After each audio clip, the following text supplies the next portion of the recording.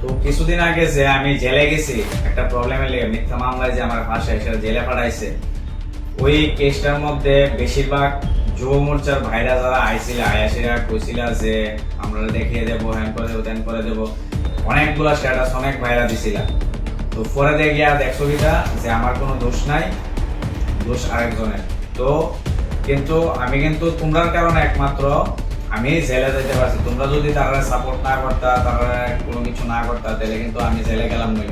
Support করছো ভালো কথা, যে আমরা পার্টির একজন রে শুভম বিশ্বাসের বক্তা আছে, শুভম বিশ্বাস গালি দিছে, হুমকি দিছে, ওই জিনিসটি বুঝা হয়তো বা তোমরা এভাবে সাপোর্ট করছিলা, তোমরা আসল ঘটনাটা জানতা না।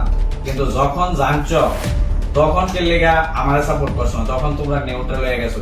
তো তোমরা কাজ কি শুধু যারা পার্টির কেউ কেউ রে বকলই তোমরা আয়াসেরা হেরার লগে লাগবা, আর যখন সত্যিটা জানবা যে এর কোনো দোষ নাই, যার বেগেস্টে আমরা আসছিলাম এর কোনো দোষ নাই, যার লগে আমরা আসছিলাম এর দোষ, তখন এই সত্যিটা যখন জানবা তখনও কি তোমরা চুপ থাকবা? তখনও কি এটার কোনো বিচার পাইতাম না আমরা?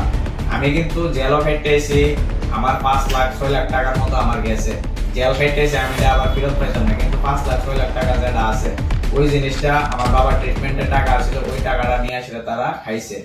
তো তোমরা কি এর দায়িত্ব হয় না যে আমারে এই টাকাটা ফিরে তার থেকে ফিরে এলিয়ে দেওয়া? এর কি দায়িত্ব হয় না? তোমার কাছে অনেক মানুষ অনেক কিছু নিয়ে সেটা যায়, অনেক আশা ভরসা নিয়ে যায়, কিন্তু তোমরা থ্রোতে আরেকজন তোমরা পাওয়ারটারে মিস ইউজ করে সেটা আমারে আজকে জেল খাটায় আনছে।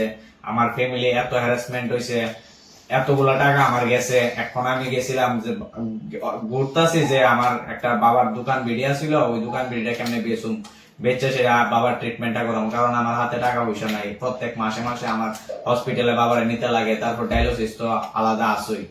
তো এই জিনিসটি যে আমার উপর অত্যাচারটি হয়েছে, এটার বিচার কি আমি পাইতাম না? এটার বিচার কি এমনি থাকবো?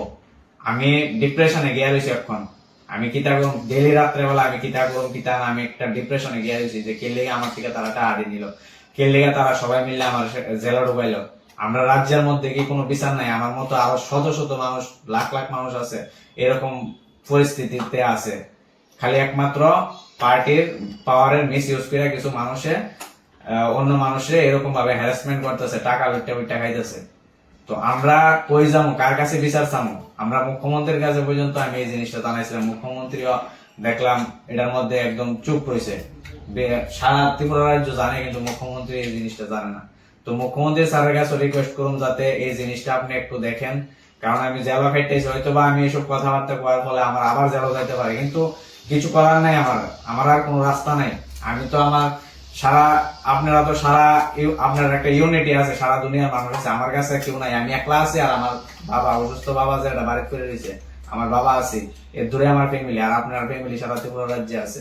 তো আপনারা পাওয়ারটারে আপনারা দেখাইতেছেন কার উপরে? আমরা সাধারণ মানুষের উপরে পাওয়ারটা দেখাইতেছেন, আর আমরা এইসব জিনিস ভুগতেছি, মাথা ব্যথা ভোগ করে নিতেছি, আর কিছু করার নাই। আমরা সবাই জানে টাকাটা যে নিছে, কেউ কিন্তু অস্বীকার করতে পারতো না। আমি সবাই লোক পার্সোনালি আমি অনেক কথা কইছি যে দাদা আমার টাকাটা একটু লইয়া দাও, আমার দাদা আমার টাকাটা একটু লইয়া দাও, আমি পার্সোনালি অনেকের কইছি, সবাই জানেও জিনিসটা, কিন্তু এরপরও তারা কোনো রেসপন্স করছে না। কারণ আমি একটা সাধারণ মানুষ, আমি কোনো পার্টিতে নাই, আমি কোনো পার্টি করি না, এটাই আমার দোষ। এখন আমরা যদি বিচার চাই, তাহলে আমার হয়তো বা কোনো পার্টিতে যোগ দিতে লাগতে পারে, পেলে গিয়ে সেটা হে পার্টির থেকে আইও করবো, নাহলে আমি একলা মানুষ, আমার বাবা একটা অসুস্থ রোগী, আমরা কই থেকে বিচার পাবো? তো আমি চাই না আমি কোনো পার্টি বা কোনো, আমি যে ফিল্ডে আছি, আমি চাই না কোনো পার্টির সাথে আমি জড়িত থাকতাম। আমার সবাই লগে, সব মানুষের লগে মিললে চলতে লাগে, সবাই লগে ইয়ে করতে লাগে, কিন্তু আমার মতো মানুষরা আজকে ভালো কাজ করতেছে দেখিয়া আমার টার্গেট করছে, বিনা কারণে টার্গেট করেছে, আমার এত দূর অব্দি ফাঁসাইছে। তো এইসব কথা কোয়ার পরে হয়তো বা আমি হয়ে যাবো কোনো দেশদ্রোহী, হয়ে যাবো কোনো দেশের এজেন্ট, হয়ে যাবো কোনো নেশা কারবারি, কিন্তু ভাই এসব করে সেটা কোনো সময় আমরা আটকে রাখন যেত না। আমরা যেটা সত্যিটা লই কথা কই, যদি আমার নামে যত রেলিগেশন লাগাইছো একটাও প্রুফ করতে পারো, আমি নিজে এর দূরে আমি কইছি যে আমি নিজে গিয়ে সেটা জেলে ঢুকুম।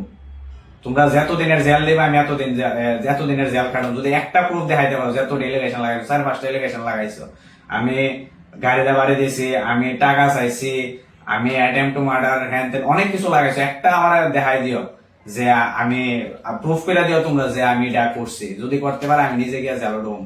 বিনা কারণে আমি জেল খেটেছি, এটাও আমি ডিপ্রেশনে গিয়ে রয়েছি, টাকা পয়সা দিছি, এটাও আমার ডিপ্রেশনে গিয়ে রয়েছি, আমার ফ্যামিলি হ্যারাসমেন্ট হয়েছি, এটাও ডিপ্রেশনে গিয়ে রয়েছি। আমার বাবা কালকে কইতেছে আমার তলে এত টাকা পয়সা খরচ করিস না বাবা, কিছুদিন আগে বাথরুমও ফেরা রয়েছে গিয়া সেরা, আমরা ডাক ওদের না, আমি ভাবছি আমি মরে যাবো গা, তোরা এত টাকা পয়সা কই থেকে না দিবি, কই থেকে কিটা করবি। তো তখন আমার চোখে জলাই পড়ছে, আমার কান্দাই পড়ছে যে বাবা টাকা পয়সার লেগে দেখতেছে যে এত টাকা পয়সা আমি বাবার তলে দিতেছি, আর বাবাও জানে যে তারা আমার থেকে এইসব অত্যাচার করে টাকা পয়সা নিছে। এইসব জানি না বাবা ট্রিটমেন্ট করাইতেছে না। বাবা যদি অসুস্থ হয়ে থাকে বাবা আমার কয় না যে আমি অসুস্থ, আমার হসপিটালে লয়ে যা, বাবা আমি এমনি এমনি মরে যাবো। আমরা তো বুঝি যে বাবা অসুস্থ, তো আমরা না ফেরা লইয়া যাই। এখন বাবা তো যতদিন আছে আমরা তো ট্রিটমেন্ট করাইতে লাগবে, এই ট্রিটমেন্টের টাকা পয়সা আমার থেকে লুইটা বুইটা লয়ে গেছে। তো এইসব আমার নেশা বিরোধী কইয়াছিরা, দেশদ্রোহী কইয়াছিরা, কোন দেশের এজেন্ট কইয়াছিরা, এরকম ভাবে আমরা আটকান যেত না। আমরা যেটা সত্যির লগে থাও, কারণ মিডিয়া কথা কইতে গেলে এখন আমার জেলে যাইতে লাগবো, আমার উপরে হামলা হইব, আমার বাড়ি ঘরের উপরে হামলা হইব, বা কোনো নেশার জিনিস আমার রিহ্যাব সেন্টারে আমার বাড়ির ভিতরে আমার গাড়ির ভিতরে দিয়ে আসে আমার কইব যে হ্যাঁ নেশাগার বাড়ি। তো এইসব জিনিসই তো চলতেছে আমরা রাজ্যের মধ্যে, কিছু কিছু নেতারা এইসব করতেছে।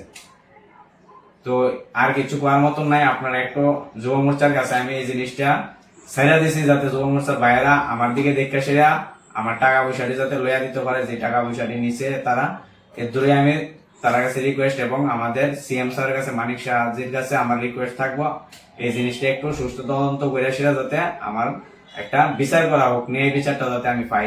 আমি যদি দোষিয়া থাই আমি আমার যা শাস্তি দিবা তা আমি মাথা পাইতে নেবো, যদি তারা দোষী হয়ে থাকে তাহলে আমার টাকাটি আমার ফিরে দেবো, আমি যা ফেটেছি আমি বাদে দিলাম।